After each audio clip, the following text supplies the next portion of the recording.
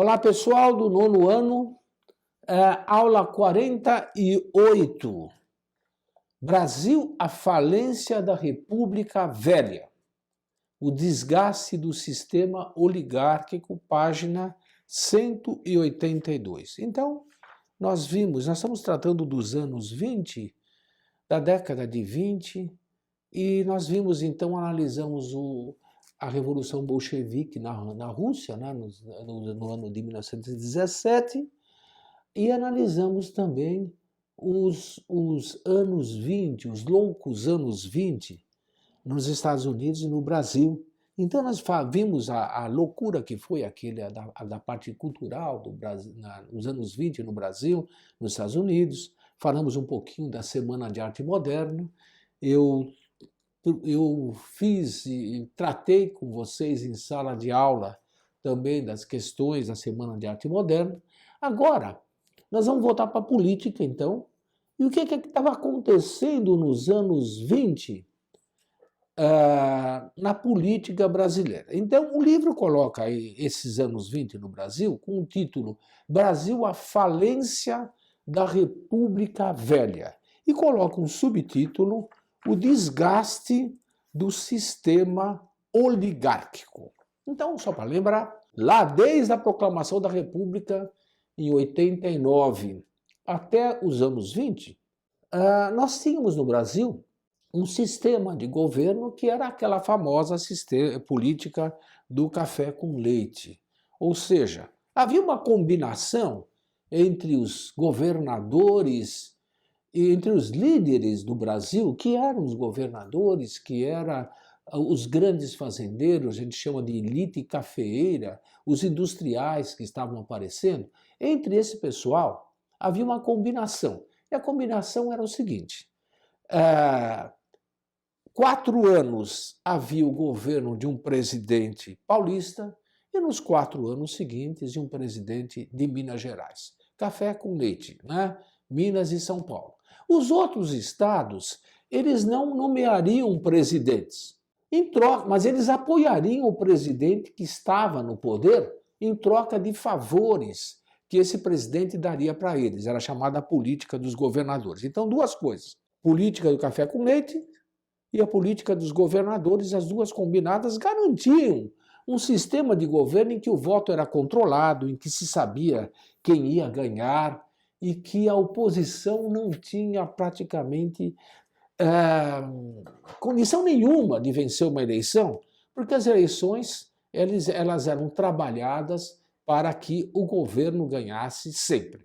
Era uma espécie de alternância de poder entre São Paulo e Minas Gerais. Em 22, houve uma candidatura para presidente da República de um novo partido, que se afirmava contra essa ideia da política do café com leite. O candidato que se apresentou foi Nilo Peçanha. Esse candidato ele já tinha sido presidente no interregno antes, e agora ele se apresenta como candidato. O livro de vocês mostra aqui a fotografia deles, né? Já havia sido presidente do Brasil de 9 a 10, e foi candidato da chamada Reação Republicana contra o poder. Ele perdeu as eleições. Mas o fato de ter um partido organizado para combater a política do café com leite mostrava o seguinte, que aquela política do café com leite já estava derrapando. Já não era mais, não tinha mais aquela força que tinha antes. Segundo, também em 22, houve uma revolta de jovens oficiais do Exército contra o governo federal. Eles queriam um governo mais centralizado e queriam uma novidade, que era o voto secreto também. Não foi para frente a Revolução, mas veja, uma outra coisa que estava se opondo ao governo de uma maneira organizada. Em 24, houve uma revolta de oficiais do Exército aqui em São Paulo, que planejavam derrubar o governo do presidente eleito na política café com leite, né? Presidente Arthur Bernardes. Né? E esse pessoal chegou a tomar a capital do estado de São Paulo, tomou o Palácio do Governo aqui de São Paulo, Fala-se pouco disso, mas teve uns tiros de canhão aqui dentro da cidade de São Paulo, bombardeio. A cidade de São Paulo foi bombardeada nessa época. Com o fracasso, esse movimento fracassou, eles fugiram. E eles fugiram e formaram uma espécie de grande marcha pelo interior do Brasil, que tomou o nome de Coluna Prestes, e que ficou percorrendo o interior do Brasil desde 24 até 27. Então, marchas enormes, essa coluna, eles estavam tentando fazer uma espécie de movimentação do povo, uma movimentação popular contra o governo. Então, aqui na página 186 tem um mapa da marcha da Coluna Prestes, mostrando que eles andaram muito pelo interior do Brasil, mas eles não conseguiram nada, não conseguiram. Eles queriam mover a população. E aqui na página, na própria página do lado do mapa diz, em 27, os integrantes da coluna decidiram encerrar as atividades, devido ao número reduzido de integrantes, quer dizer, o pessoal foi saindo, ao não apoio da população e a diversidade de interesses entre os membros do próprio grupo. Assim, eles fugiram para a Bolívia, esperando tempos melhores. E em 22 ainda aconteceu também no Teatro Municipal de São Paulo a famosa Semana da Arte Moderna. Já mencionamos um pouco.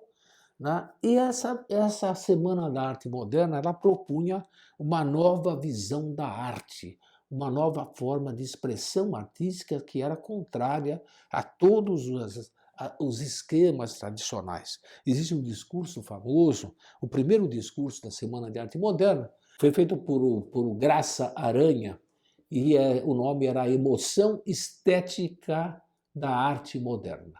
Ele começou debaixo de vaias enormes, mas esse movimento, depois, com o tempo, ele foi se consagrando.